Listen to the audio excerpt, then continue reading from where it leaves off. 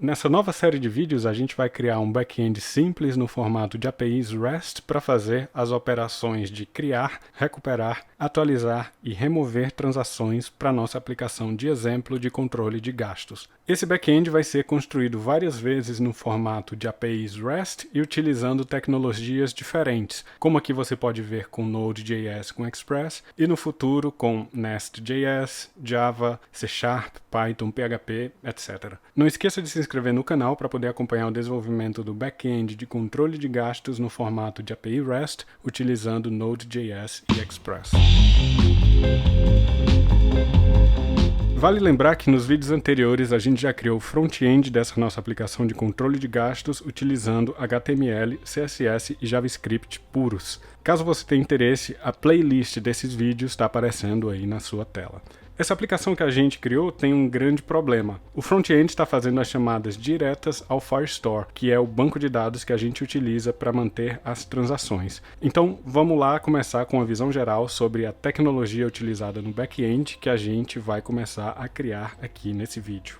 O Node.js é um ambiente que permite executar código JavaScript fora de um browser. Aqui nessa série de vídeos a gente vai utilizar Node.js para criar códigos back-end chamados de APIs. APIs são serviços que vão dar vida à aplicação front-end de controle de gastos que a gente criou nos vídeos anteriores. Com essas APIs, a gente vai conseguir criar, recuperar, atualizar e remover as transações que aparecem no front-end. O Node.js é usado por empresas como Netflix, Uber, PayPal e várias outras. É rápido e fácil de se iniciar no desenvolvimento com Node.js e começar a desenvolver APIs escaláveis e em tempo real. Então, vamos lá instalar o Node. Para verificar se você já tem o Node instalado, abra o terminal de comando e digite node-v. Dá para ver que eu já tenho ele instalado aqui. Caso você não tenha, você pode ir até a página do Node.js, baixar a última versão estável e fazer a instalação, que basicamente é abrir o arquivo de instalação, clicar em continuar e concordar. Agora, ao rodar node-v, você vai ver que o Node está instalado na tua máquina. Talvez você precise fechar e abrir novamente o terminal de comando para isso funcionar. Vamos então criar o projeto com Node.js. Quando você instalou o Node.js, você também instalou o Node Package Manager, também conhecido como NPM. O NPM é uma ferramenta que a gente utiliza para adicionar pacotes criados por outras pessoas ao nosso código. Aqui na pasta do projeto, eu vou informar para o Node Package Manager iniciar um novo pacote NPM. O parâmetro "-y" informa que esse pacote vai ser configurado com os valores padrão. A gente consegue ver que o arquivo package.json foi criado dentro da pasta do projeto. Esse arquivo contém metadados sobre o nosso projeto, mas o mais importante sobre ele é que ele contém as informações das bibliotecas que o nosso projeto usa. Até agora a gente não instalou nenhuma biblioteca, então vamos lá instalar a primeira biblioteca informando para o NPM instalar a biblioteca Express. O Express é um framework de aplicação web pequeno e flexível e que fornece um conjunto de ferramentas para o desenvolvimento de aplicações web.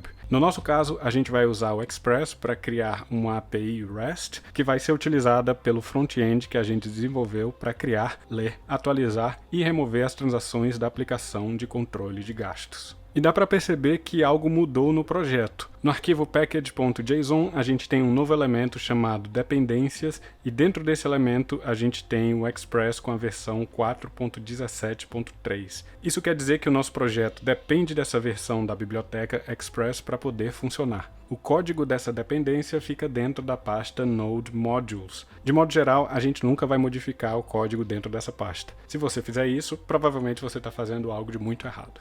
Agora vamos lá iniciar nossa API REST com um exemplo simples. Eu vou criar um arquivo chamado index.js, que é o arquivo principal dessa aplicação. Agora eu vou importar o Express a partir da biblioteca Express. Com esse código eu informo para o meu arquivo que eu vou utilizar o Express. Para que essa sintaxe de import funcione, eu preciso informar no arquivo package.json que o tipo do projeto é de módulos. Caso não tenha isso, então o tipo, ao invés de módulo, vai ser como um JS, e eu vou ter que utilizar uma outra sintaxe que faz a mesma coisa, mas eu acho mais feia, que é o require. Vamos voltar isso para funcionar com o módulo, então.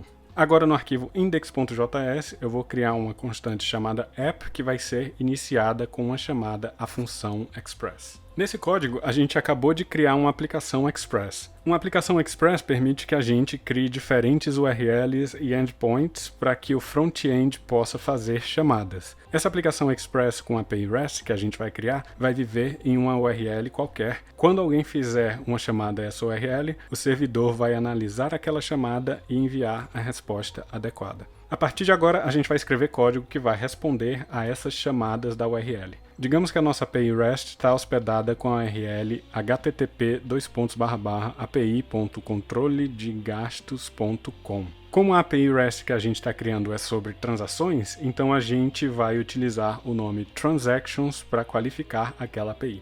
O front-end vai chamar o back-end que a gente está criando utilizando chamadas HTTP. O protocolo HTTP define alguns métodos que podem ser utilizados para dar sentido a essas chamadas. Caso eu queira recuperar algo, eu vou utilizar o método GET do protocolo HTTP. Se eu quiser recuperar uma lista de transações, então eu posso utilizar o método GET e fazer a chamada a essa URL aqui. Caso eu queira recuperar uma transação específica ao invés de uma lista, então eu posso utilizar o método GET e fazer a chamada à URL com o identificador daquela transação. Caso eu queira criar uma nova transação, eu vou utilizar o método POST do protocolo HTTP. Então, para criar uma transação, eu vou chamar a URL com o método POST. Caso eu tenha uma transação e queira atualizar essa transação, eu vou utilizar o método PUT do protocolo HTTP. Então, para atualizar uma transação, eu vou chamar a URL com o identificador daquela transação. E caso eu tenha uma transação e queira remover essa transação, eu vou utilizar o método delete do protocolo HTTP. Então, para deletar uma transação, eu vou chamar a URL com o identificador daquela transação que eu quero deletar.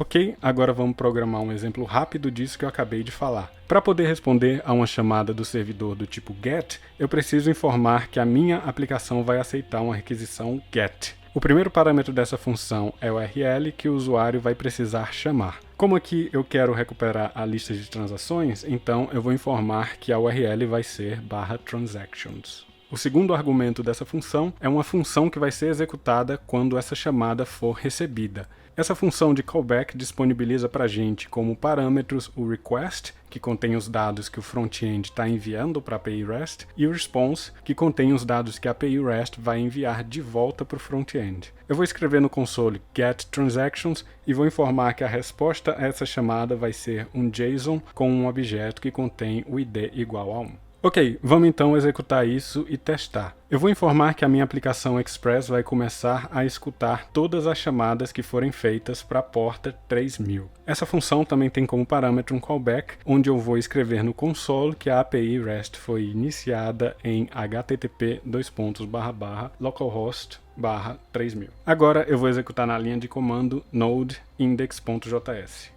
No console aparece a mensagem informando que a aplicação foi iniciada. Eu tenho o plugin chamado Thunder Client instalado no meu Visual Studio Code. Esse plugin permite fazer as chamadas HTTP de um modo simples e fácil. Para instalar esse plugin, você pode ir até a aba de extensões, buscar pelo nome Thunder Client e fazer a instalação. Eu criei um novo request e vou informar que o método HTTP a ser executado é o GET e colocar a URL http://localhost/3000/transactions. Ao fazer a chamada, a gente vê que no console aparece o getTransactions e que a resposta dessa chamada tem o status 200, que significa que tudo deu certo e tem como corpo um objeto JSON com o ID 1.